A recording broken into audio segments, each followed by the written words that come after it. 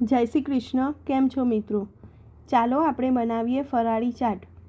સૌથી પહેલાં ગ્રીન ચટણી રેડી કરીશું. એક મિક્સર જારમાં કોથમીરના પાન, લીલા મરચાં, લીંબુનો રસ,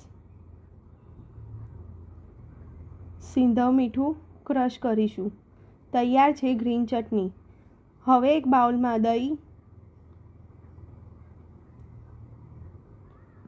દળેલી ખાંડ, બાફેલા બટાકા, થોડાક કોથમીરના પાન, ફરાળી કેવડો,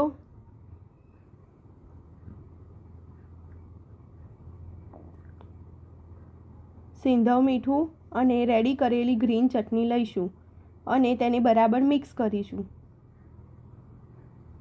તૈયાર છે ફરાળી ચાટ. તમે એકવાર ઘરે જરૂરથી ટ્રાય કરજો અને પસંદ આવે તો લાઇક, શેર એન્ડ સબસ્ક્રાઈબ કરજો.